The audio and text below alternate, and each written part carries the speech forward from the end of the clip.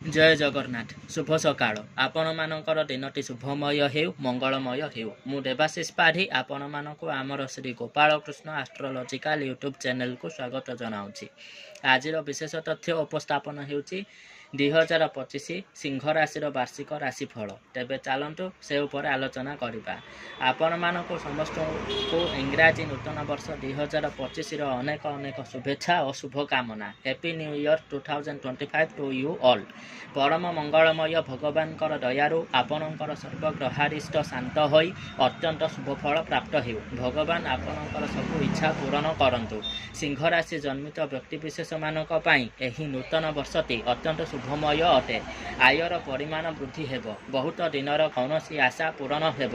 बड़ भाई भौणी माने आपणको साहाय्य करिवे। पैतृक संपत्तिर अभिवृद्धि हेब एवं पैतृक संपत्तिर मालिकाना आपणकर हाथ को आसीजिव एवं आपण एते मधुर कथा कहिबे जे आपणक कथा द्वारा समस्त प्रभावित होइजिबे एवं आपण जहा कहिबे सेही अनुसार सब कथा हेबो। एही वर्ष रे आपण नूतन गृह निर्माण करिवे किंबा नूतन जमी क्रय करिवार सुजोग पाइबे। नूतन जानवाहन क्रय करिवार सुजोग मध्य प्राप्त हेबो। जो माने निजर मातृभूमि ठारू दूर रे रहुचंती से माने एही वर्ष अनेक दिन पर घर को फेरिबार सुजोग पाइबे। आर्थिक संकटर समाधान हेबो एवं आपणकर शत्रु माने पराजित हेबे। वर्ष आरंभ आयर परिमाण भल रहुतिले मध्य परवर्ती समय रे किछिटा असुविधार सम्मुखीन होई पारंती।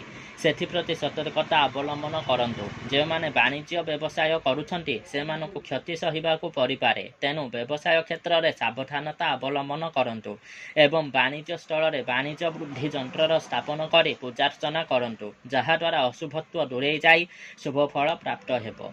छात्र छात्री मानक पई एही वर्षटी मध्यम धरणर रहिबो एवं ध्यान देई पाठ न पढ़िबा द्वारा मार्क कम आसीबा सहित कौनसी पेपर बैक रहिबार भय मध्य रहुछि। तेनु पाठ पढ़िबा प्रति अधिक समय दियंतु।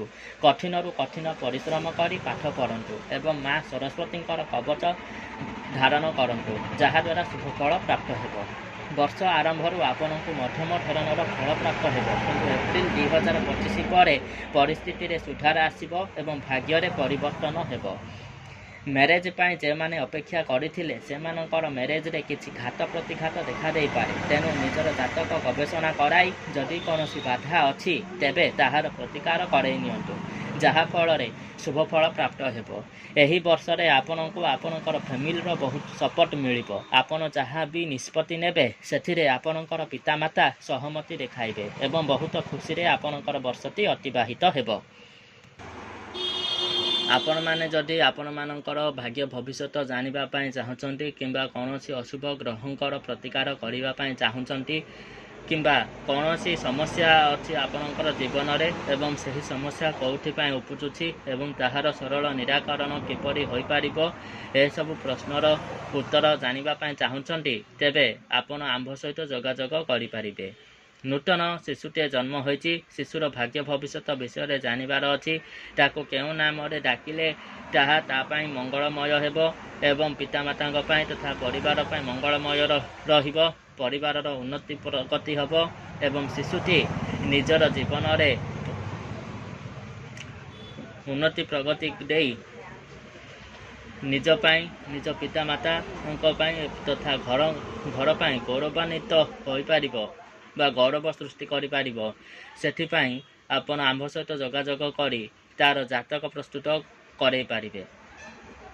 जदि सरल निराकरण करबा पई चाहुचंदी किंबा लैब सर्टिफाइड रुद्राक्ष पाइबा पई चाहुचंदी तेबे स्क्रीन रे दिया जायथिबा नंबर जरिया रे आंभ सहित जोगाजोग करि पारिबे। मो सहित साक्षात्कार करी फेस टू फेस बसी जदि आपणकर कौनसी समस्यार समाधान करबा पई चाहुचंदी किंबा जातक गवेषणा करबा पई चाहुचंदी तेबे श्री गोपाल कृष्ण ज्योतिष केंद्र टोल रोड कनिसी हाट ब्रह्मपुर गंजाम डिस्ट्रिक्ट रे साक्षात्कार करि पारिबे। जदि ऑनलाइन जरिया रे आंभ सहित जोगाजोग करबा पई चाहुचंती तेबे स्क्रीन रे दिया जायथिबा नंबर जरिया रे आमको कॉल किंबा व्हाट्सएप जरिया रे मेसेज करी आम सहित जोगाजोग करि पारिबे एवं निज समस्यार समाधान मध्य जानि पारिबे।